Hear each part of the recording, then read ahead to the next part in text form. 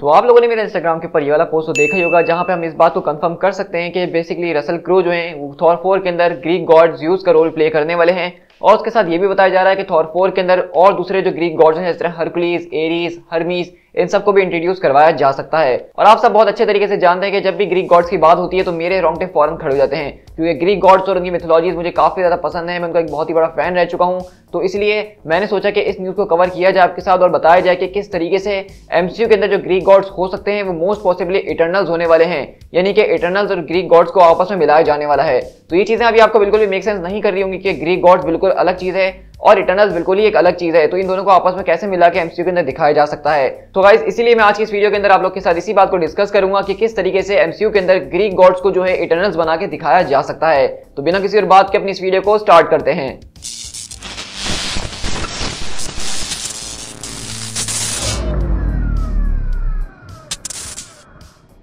तो सबसे पहली बात, जिनको ग्रीक गॉड्स के बारे में नहीं पता तो मैं उनको ये बताता चलूं कि ग्रीक गॉड्स बेसिकली उन ओलंपियन गॉड्स को कहा जाता है जिनकी स्टोरीज हम बहुत ज्यादा अलग अलग फिक्शंस में देखते हैं। हम अगर डीसी की बात करें तो हमने वहां पे ज़्यूस को देखा था, जिस तरीके से वो डार्क साइड से वहां पे बैटल कर रहे थे। तो आपके दिल में सबसे पहले तो सवाल यही आया होगा कि आखिरकार ज़्यूस जब डीसी के अंदर मौजूद है तो वो मार्वल में कैसे हो सकते हैं। तो मैं आपको बता दूं कि ज़्यूस, हर्मीस, एरीस, हरकुलिस, ये सारे के सारे जो कैरेक्टर्स हैं ये मिथोलॉजिकल कैरेक्टर्स हैं, यानी कि ये मिथ का हिस्सा और ये रियल वर्ल्ड के अंदर एग्जिस्ट करते थे कभी किसी जमाने में और लोग उनको माना करते थे। तो इसलिए ये सारे के सारे एंटिटीज किसी कंपनी के राइट्स नहीं होती हैं, बल्कि ये बिल्कुल ही एक कॉपीराइट फ्री मटेरियल है जिसको जो चाहे अपनी तरीके से इस्तेमाल कर सकता है। डीसी ने अगर अपने कॉमिक्स में ज़्यूस को इस्तेमाल करना चाहा तो वो उसको अलग तरीके से कर सकता है। मार्वल वाले ज़्यूस का कॉन्सेप्ट लेके उसको अपने तरीके से दिखा सकते हैं। तो इसलिए ग्रीक गॉड्स कोई भी ले सकता है, यहाँ तक कि मैं भी अपनी एक नई सीरीज बना सकता हूँ जो कि मैं सारे के सारे ओलंपियन गॉड्स को एक्सप्लेन कर रहा हूँ, मैं उनको रीजन सुना रहा हूँ अपने तरीके से, और मुझे रोकने वाला, मेरे ऊपर कॉपीराइट मारने वाला कोई नहीं होगा। तो ये सबसे पहले तो आपका सवाल क्लियर हो गया होगा कि ग्रीक गॉड्स का कॉन्सेप्ट क्या है और वो किस तरीके से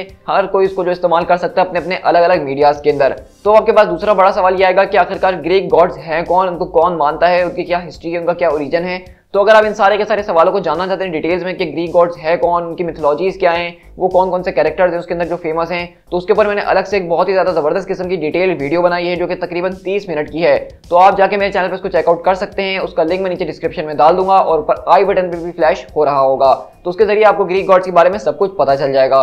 अब जैसा कि मैं उम्मीद करता हूं कि आप उस पूरी की पूरी वीडियो को देखकर आ चुके हैं और आपको ग्रीक गॉड्स और ओलंपियन गॉड्स के बारे में पता है, तो आप जानते हैं कि वो कितने ज्यादा शानदार और जबरदस्त किस्म के बीइंग्स हैं जिनके ऊपर अगर कोई अच्छी स्टोरी बनाई जाए तो वो एक सुपरहिट मूवी बन सकती है। तो अब जैसा कि थॉर 4 के अंदर इस बात को बताया जा रहा है कि किस तरह से रसल क्रो जो कि सुपरमैन की मूवीज के अंदर सुपरमैन के फादर जोरेल का रोल प्ले करते थे, वही जो है एमसीयू के अंदर ज़्यूस का रोल प्ले करेंगे। तो ये चीज मेरा हाइप बहुत ज्यादा बढ़ा रहा है थॉर 4 के हवाले से, क्योंकि हम इस बात को भी जानते हैं कि इस मूवी का जो विलन होने वाला है वो गॉड द गॉड बुचर होने वाला है। और मेरे ख्याल से थॉर और ज़्यूस वगैरह को इस तरह से दिखाया जाने वाला है क्योंकि ये सारे के सारे गॉड्स हैं, तो इन्हीं के ऊपर बेसिकली गॉड जब अपने हमले करेगा और शायद वो पूरे के पूरे ग्रीक मिथोलॉजी को, पूरे के पूरे ग्रीक पैंथियन को खत्म करके रख देगा। उसके बाद ज़्यूस जो है वो मदद मांगने के लिए शायद थॉर के पास आएंगे कि उनका पूरा पैंथियन खत्म हो चुका है और उसको बचाने के लिए अब थॉर उनकी मदद करे। तो ये स्टोरी तो अलग हम वीडियो में कवर करेंगे कि किस तरीके से इसको दिखाया जा सकता है कि क्या स्टोरी बन सकती है। लेकिन इस वक्त जो स्टोरी के ऊपर मैं नजर डालना चाहूंगा, जब से मैंने इस न्यूज को सुना है मेरे दिमाग में इटर्नल्स मूवी घूम रही थी, क्योंकि अगर आपने इटर्नल मूवी के अंदर गौर किया हो तो हमें सारे के सारे जो हैं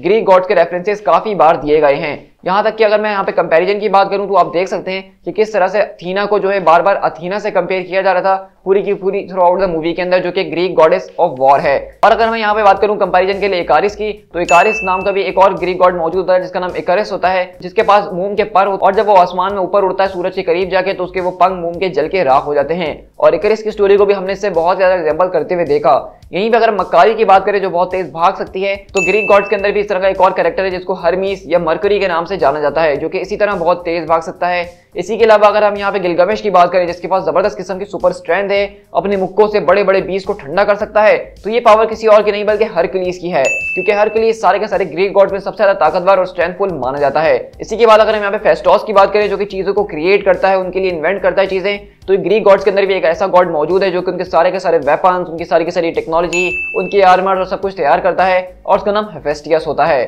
और अगर हम कॉमिक की तरफ जाएं तो वहां पे हमारे पास जो इटर्नल्स के लीडर होते हैं बेसिकली वो ज़ूरस होते हैं, जो कि बिल्कुल ज़्यूस के कैरेक्टर से बहुत ज्यादा मिलते जुलते हैं। वो एक तरह के फादर फिगर होते हैं। तो अगर बात की जाए मार्वल कॉमिक्स में इटर्नल्स की, तो इटर्नल्स को बेसिकली बनाया ही ज़्यूस और सारे के सारे गॉड्स को कॉपी करके ही गया था। जैक कर्बी ने अपने कॉन्सेप्ट लेकर आए थे। जब उन्होंने डीसी के अंदर न्यू गॉड्स बनाया था तो उन्होंने मार्वल के अंदर फैसला करा था कि वो इसी तरह की कुछ बीइंग्स बनाएंगे जो कि ग्रीक मिथोलॉजी से बहुत ही ज्यादा मिलती होंगी। और मार्वल कॉमिक्स और मार्वल सिनेमैटिक यूनिवर्स, हमने दोनों के अंदर ये चीज देखी कि किस तरह से मॉडर्न लोग जो है वो कंफ्यूज हो रहे हैं, इटर्नल्स और ग्रीक गॉड्स को आपस में मिला रहे हैं। तो मुझे ऐसा लगता है कि बेसिकली अब जब थॉर 4 के अंदर ग्रीक गॉड्स को इंट्रोड्यूस करवाया जाएगा तो मुझे लगता है कि उनको एज ए इटर्नल्स जो है इंट्रोड्यूस करवाया जा सकता है, क्योंकि अब हम ये बात जान चुके हैं कि इटर्नल्स बेसिकली सिर्फ अर्थ के ऊपर मौजूद नहीं है, बल्कि सेलेस्टियल्स ने उनको हर एक उस प्लेनेट के ऊपर छोड़ा है जहां पे सेलेस्टियल सीड मौजूद है। इसी वजह से तो हमें एंड क्रेडिट सीन के अंदर वहां पे थेनोस का भाई एरोस नजर आया, जो कि टाइटन प्लेनेट का इटर्नल था। तो मुझे लगता है कि मार्वल कॉमिक्स के अंदर ग्रीक गॉड और इटर्नल्स के पूरे ओरिजिन को मिक्स कर दिया जाएगा और बताया कुछ इस तरह से जाएगा कि स्पेस के अंदर एक प्लेनेट है ओलंपस नाम का, जहां पे बेसिकली ग्रीक गॉड्स रहते हैं और उसी प्लेनेट के ऊपर बेसिकली जो इटर्नल्स रहते हैं वही उस प्लेनेट के ग्रीक गॉड्स कहलाने वाले हैं।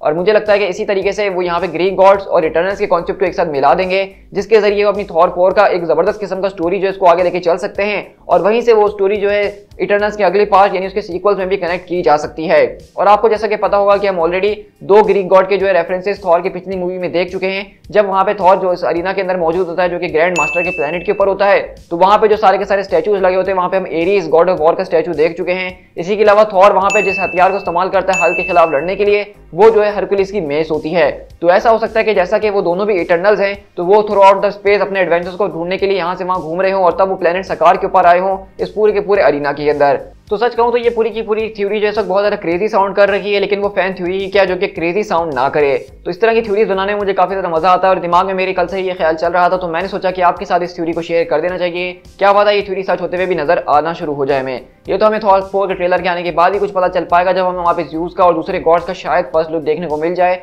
लेकिन इस पूरी की पूरी न्यूज़ को सुन के मैं तो काफी ज्यादा एक्साइटेड हो चुका हूँ। मुझे इस बात से कोई फर्क नहीं पड़ता कि वो लोग बेसिकली इटर्नल्स और ग्रीक गॉड्स को आपस में मिला देते हैं। मुझे फर्क सिर्फ इस चीज से पड़ता है कि वहां पे अगर वो कैरेक्टर्स को यूज कर रहे हैं ज़्यूस के, हरकुलिस के, एरीज के, जो कि मेरे बहुत ज्यादा फेवरेट हैं, तो उनको बहुत ही अच्छे तरीके से दिखाना चाहिए जिस तरह से वो मिथोलॉजी के अंदर है, जिस तरह से वो कॉमिक बुक के अंदर हमें दिखाए जाते हैं। और मैं इस बात की उम्मीद करता हूँ कि अगर थॉर 4 के अंदर इन कैरेक्टर्स को ऐड किया जा रहा है तो उसके लिए टाइका वाइटिटी ने कुछ अच्छा ही सोचा होगा। सो गाइस, आप लोग मुझे बताइएगा कि आपको मेरी फैन थ्योरी कैसी लगी है। अगर आपको लगता है कि मेरी थ्योरी में थोड़ा सा भी दम है तो नीचे कमेंट डाउन करके जरूर बताइएगा और अपने दोस्तों के साथ शेयर करना तो बिल्कुल भी मत भूलिएगा, ताकि जब ये फैन थ्योरी सच हो तो आप अपने दोस्तों को कह सकें कि मैंने तो तुमसे पहले ही कहा था। और अगर आप इसी तरह को ऑसम कंटेंट चैनल में एंजॉय करना चाहते हैं जहां पे हम डेली बेसिस पे मार्वल सिनेमैटिक यूनिवर्स और मार्वल कॉमिक्स का कंटेंट शेयर कर रहे होते हैं, तो चैनल को सब्सक्राइब करके बेल आइकन दबाना बिल्कुल भी मत भूलिएगा। साथ ही साथ मुझे फेसबुक और इंस्टाग्राम पे फॉलो कीजिएगा जहां पे मैं कुछ इस तरीके के पोस्ट शेयर कर रहा होता हूं जिसके जरिए आप अपडेटेड रह सकते हैं। So guys, this is Pete Tiger. मिलते हैं अपने किसी और वीडियो के साथ। Till then, thank you so much.